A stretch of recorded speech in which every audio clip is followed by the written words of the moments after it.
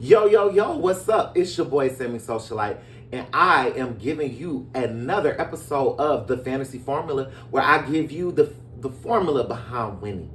Now, let's just keep it a buck. This fantasy season, 2024 fantasy season, has been outrageously crazy. We are coming off a week 7 in fantasy football.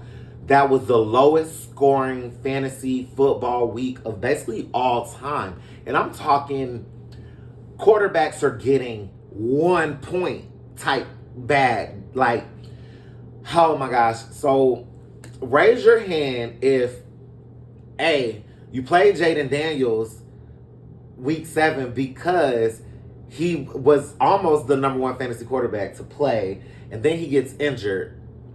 Then you have people like Deebo Samuel, who was sick before the game and still played. There was no notification about Deebo Samuel's being sick to begin with. Deebo Samuel plays a snap and then he's out for the whole game. So now you have a player in your starting lineup with no points. Not to mention, there's a plethora of teams that couldn't score anything. CJ Stroud only had 80-something yards. No touchdowns, just 80-something yards. Now, week 7 was a week that I've never seen before personally playing. One of my leagues, my score for the week was 53 points. And this is a league that I should never have 53 points in. Like, it was literally that bad. Tyreek Hill, once again, didn't have anything but 1 catch. You had some players that didn't even see the stat sheet at all. Not to mention, it was a bye week for Chicago and a bye week for, if I'm not mistaken, it was the bye week for, I know Chicago, and it was another high-scoring team that had a bye that usually you could get players from. And when I tell you, I didn't realize how much not having Keenan Allen or DeAndre Swift or even DJ Moore was going to affect my lineup. But it was not pretty. It was not pretty. So, in addition to week 7 having some of the lowest fantasy scorers of all time, you also had some very horrible and tragic injuries. Brandon Ayuk, who I've never been high on Brandon Ayuk anyway, but Brandon Ayuk got injured and he's out for the season. Deshaun Watson ruptured his Achilles. He's out for the season. Not that he was doing much anyway, but it's just like season-ending injuries. Chris Godwin of the Buccaneers literally got a season-ending injury on the last 40 seconds of the game. So that is so sad for him. Mike Evans hurt his hamstring in that same game. He's out for a few weeks. It's going to be an interesting. It's going to be an interesting last 6 weeks as we get ready for the playoffs. So I just want to let you fantasy players out there know that if you are at least 4-3 or 3-4. Just know your fantasy season is by far not over at all. You have so much time to improve your roster. The fantasy trade deadline is usually in about 2 to 3 weeks from where we are right now. So what you need to do is get on your devices, whether it's your computer or your apps, and send these trades off. So some players that you should want to trade for: Nick Chubb. Nick Chubb is back, and Nick Chubb will be back in full form. Go get Nick Chubb. Welcome back, Puka Nacua. Puka Nacua played on Thursday night in week 8, and he had over 100 yards and a touchdown. He's back. So if you had been stashing Puka on your IR, you could either use him as trade bait if your record is good enough to do without him, or you can keep him and put him in your lineup. DeAndre Swift, he had a pretty bad first 4 weeks, but Chicago finally knows how to use him, and he has been balling. So if you are looking for a running back, try to get DeAndre Swift and buy low. Now, the biggest news this week was Kansas City Chiefs have acquired wide receiver DeAndre Hopkins. Now, I drafted DeAndre Hopkins in multiple leagues. However, I have not started DeAndre Hopkins a single game. And let me tell you, this is why I do things like this. DeAndre Hopkins was down the list on draft boards, probably to where he could be your 5th or 6th wide receiver. So now he's on the Chiefs, and he's instantly their number 1 receiver. I am using DeAndre Hopkins as trade bait to get help at other positions I need help with, like running back. In one league specifically, I do not have a starting caliber running back. And I am still 4-3 in that league because I drafted well at everything else. I traded DeAndre Hopkins for Travis Etienne from the Jaguars simply because I wasn't using Hopkins and I don't need to use Hopkins. I need a running back. Now, Etienne has had an up and down season. It may seem like he might not be the right person, but that was a trade offer on the table and I took it.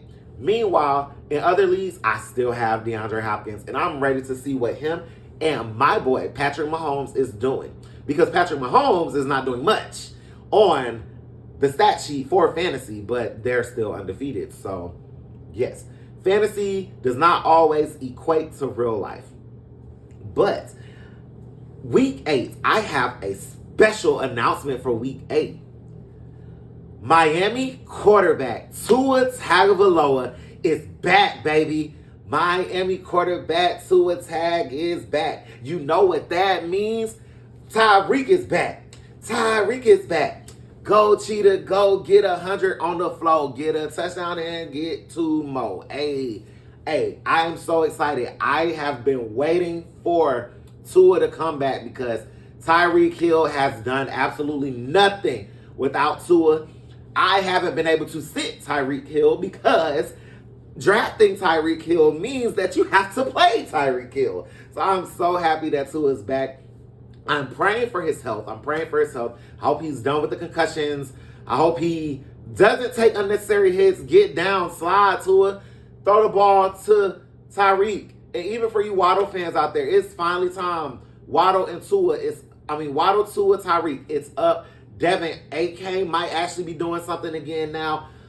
Oh my gosh. Shout out to the Miami Dolphins for giving us Tua back. We are so excited to have him.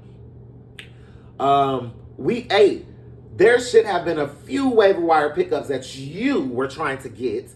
And 2 that come to name is Trey Palmer and Sterling Shepard from the Tampa Bay Buccaneers. So I hope you were able to pick those guys up on the waiver wires. Also, beware of people in your fantasy league that drop players when they're on bye. Make sure you're always watching that waiver wire to see who gets dropped, because for some odd reason, there's a difference between real fantasy players and play fantasy players. And the play fantasy players don't seem to understand that when the player is on bye, you could just put them on your bench. You don't have to drop them. Now, in one of my leagues, there was an opportunity to pick up DJ Moore because someone dropped DJ Moore because the Bears were on bye. And it was 7 waiver claims to try to get DJ Moore. And it's just really crazy because I'm trying to figure out what mindset makes you want to do that. So, I'm doing pretty well this season in fantasy once again. I have 1 or 2 teams that are like, I think 2 and 5, and that is not good. However, majority of my teams, and let's be clear, I'm playing in 17 leagues this year. Majority of my leagues, I'm at least 4-3 or better. I am 6-1 in 2 of my leagues. I just took my first loss week 7 because of how horrible week 7 was. Just took my first loss in one of my leagues. Shout out to my sleeper league. You know, it's getting real hard over there. My sleeper league is a dynasty league, as I explained to you guys. I didn't have a quarterback last week because Dak was on bye. Chicago Cowboys. Cowboys was the other team that was on bye. I didn't have a quarterback because Dak was on bye. I picked up Tyler Huntley. He gets injured in the game. The other quarterbacks that were available for pickup, Russell Wilson, Daniel Jones, and Aiden O'Connell. Aiden O'Connell gets injured. Daniel Jones sucks. And Russell Wilson was picked up before me, and I'm ticked because I could have won my matchup with Russell Wilson, and that's the league that I only scored 53 points in. It was real heartbreaking. Real heartbreaking. So at this time, I'm wishing y'all the best of luck week 8. Go out there and get them W's. Make sure you like, share, subscribe to my YouTube page, my Instagram. This is my very first time I went on live on Instagram to do this episode. So you're getting a live version on Instagram, and you're getting the real version that I'm dropping on YouTube today. Ask me your questions. Shout out to my followers on Twitter, because I have been getting so many questions in my DMs and mentions about fantasy all season long, and I've been right 90% of the time. I am Sammy Socialite. This is the Fantasy Formula, and I need you to like, share, subscribe to the YouTube and to my Instagram. Follow me on Twitter. Send me your questions about fantasy. I will answer them as soon as I can. But for now, it's Sammy Socialite with the Fantasy Formula, and I'm signing out.